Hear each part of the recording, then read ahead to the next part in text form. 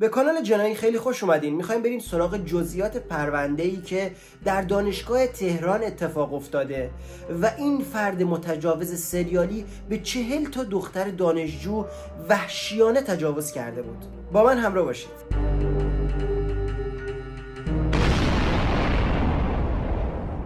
آقای متجاوزی که به 40 تا از دختران دانشگاه تهران تجاوز کرده بود. جزئیات پرونده تجاوز سریالی به دختران دانشگاه تهران از این قرار بود: در تاریخ 2 شهریور 1399 فردی به عنوان کیوان در توییتر به عنوان متجاوز سریالی دانشگاه تهران مطرح شد که با استفاده از دادن شراب به دخترها و مست کردن اونا بهشون تجاوز میکرده. بعد از مدتی حدود 40 نفر در شکایتی واحد علیه او اقدام کردند. در روزهای گذشته هنگامی که به یکی از دختران تجاوز شده بود، او متنی در توییتر منتشر کرد و مدعی شد که به او تجاوز شده و با نگفتن و پنهان کردن این موضوع فشار زیادی رو متحمل شده بود. پس از توییت این خانم، افراد دیگری از او حمایت کردند و گفتن باید تجربه‌های مشابه رو به اشتراک بذاریم تا افرادی که مورد تجاوز قرار میگیرند هراسی از بیان آسیبی که دیدن نداشته باشند.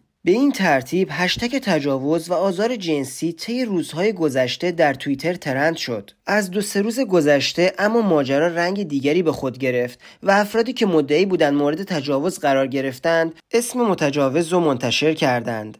در این میان مهمترین نام فردی به اسم کیوان بود و دیگری یکی از بزرگترین نقاشان ایران به نام آیدین بود. به جز این افراد برخی از صفحات توییتر از همه خواستند که نام متجاوزان را در صفحه‌ای به اشتراک بگذارند.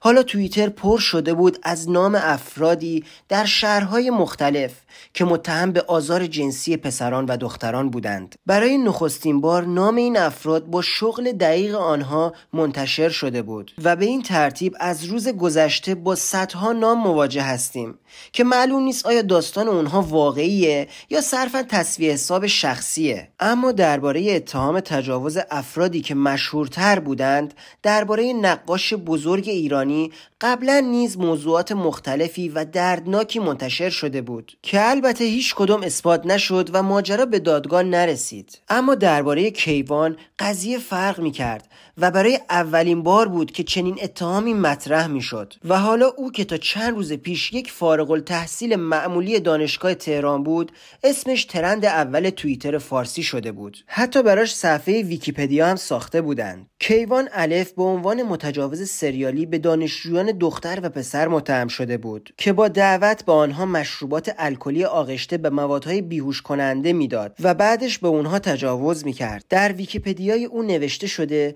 که شیوه کارش به این صورت بوده که دختران رو به خونه‌اش دعوت می‌کرده، به اونها شراب آغشته به مواد بیهوشی میداده و سپس به اونها تجاوز می‌کرده. دخترانی که توسط کیوان مورد تعرض قرار گرفته بودند میگویند چون با رضایت خودشون به منزل یک پسر رفته بودند و در منزل اون مشروب خورده بودند جرأت مراجعه به نهادهای قانونی رو ندارن. پس از طرح حدود 20 تا 30 مورد مشابه تجاوز توسط کیوان، مسئولان دانشگاه تهران نوشتند که کیوان سال 89 فارغ التحصیل شده، اما قول پیگیری و بررسی اتفاقات صورت گرفته و انتقال موضوع به قوه قضاییه رو دادند. در تصاویری که بعضی افراد از چت‌های کیوان با آنها در تلگرام و اینستاگرام به اشتراک گذاشتند، نوع مهندسی اجتماعی این فرد در جذب نظر دختران قربانی به نمایش گذاشته شده بود. برخی قربانیان از انتشار تصاویر چت‌ها و توییت‌های مشترک با او گفتند که او آنها را اغفال می‌کرد و پس از مدتی که به هوش می‌آمدند متوجه می‌شدند که کار از کار گذشته و برهنه روی تخت هستند. برخی هم نوشتند به دلیل جثه کوتاهش توانستند از دست او فرار کنند.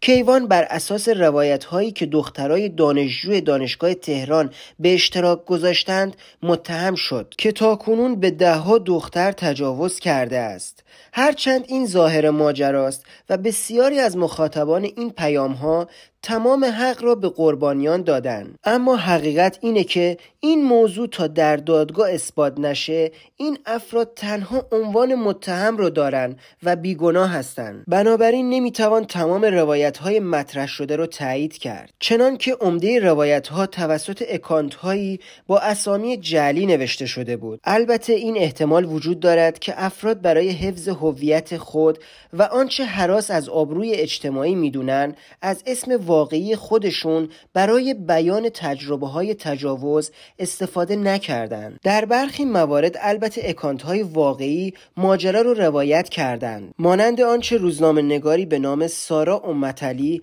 درباره یکی از نقاشان بزرگ ایران و ماجرای آزار جنسی او منتشر کرده بود. با این حال بعضی روایت‌هایی که در توییتر منتشر شده توسط اکانت‌هایی بوده که در یکی دو ماه اخیر و حتی یکی دو روز اخیر ساخته شده بودند، همراه با روایت‌های دردناک از تجاوز. مشخص نیست این کاربران واقعی برای دوری از حواشی با یک اکانت جدید این روایت ها را منتشر کردند یا افرادی برای جذب فالوور دست به این اقدام زدند. به این مسئله توجه کنید که حدود 2% مردم از توییتر استفاده می کنند و اگر این ادعاها درست باشد احتمالاً افراد دیگری خارج از دانشگاه نیز قربانی شدند. این یعنی هزاران نفر قربانی کیوان بودند و این نظر میتوان اون رو بزرگترین متجاوز تاریخ ایران معرفی کنه. این ادعاها بسیار سنگین و پیچیده و نیاز به رسیدگی قوه قضاییه داره. با این حال قوانین ایران درباره این گونه موارد رسیدگی را با شکایت شاکی شروع میکنه و پلیس بدون شکایت شاکی نمیتونه به ماجرا ورود کنه. اگر رابطه جنسی با آن صورت که دختران مطرح کردند واقعی باشه، طبق قوانین ایران این اقدام تجاوز است و ممکنه منجر به اعدام متجاوز بشه. در اصلاحات صورت گرفته با توجه به تبصره دوم ماده 225 دایره تعریف تجاوز جنسی تا حدودی گسترده شده. در این ماده بیان شده هرگاه کسی با زنی که راضی به زنایی با اون نباشد در حال بیهوشی، خواب یا مستی زنا کند، رفتار او در حکم زنایی به عنف است. در زنا از طریق اغفال و فریب دادن دختر نابالغ یا از طریق ربایش، تهدید و یا ترساندن زن، اگرچه موجب تسلیم شدن او شود، نیز حکم فوق جاری است. البته در همین روزها برخی از کاربران توییتر که گویا وکیل دادگستری هستند از قربانیان درخواست کردند که همگی از متجاوز شکایت کنند تا با هم پرونده علیه او طرح شود. یکی از افرادی که پیگیر پرونده کیوان بود شماره‌ای در فضای مجازی منتشر کرد تا شاکیای کیوان به صورت منسجم این شکایات را پیگیری کنند. یکی از وکلا گفت تا ظهر یک شنبه 40 نفر از کیوان شکایت کردند و این عدد احتمالاً افزایش خواهد یافت. هرچند در قانون ایران برای متجاوز جنسی مجازات اعدام در نظر گرفته شده، ولی در حقیقت این نوع مجازات و تعریف حدود تجاوز جنسی موجب شده تا در عمل صرفاً تجاوزهای گروهی به اعدام محکوم شوند. ممنون که تا اینجا همراه کانال جنایی بودید. با لایک و کامنتتون حمایت کنید و اگر هنوز مشترک چنل نشدید چنل رو سابسکرایب و زنگوله رو فعال کنید. تا ویدیوی دیگر، خدا نگهدار.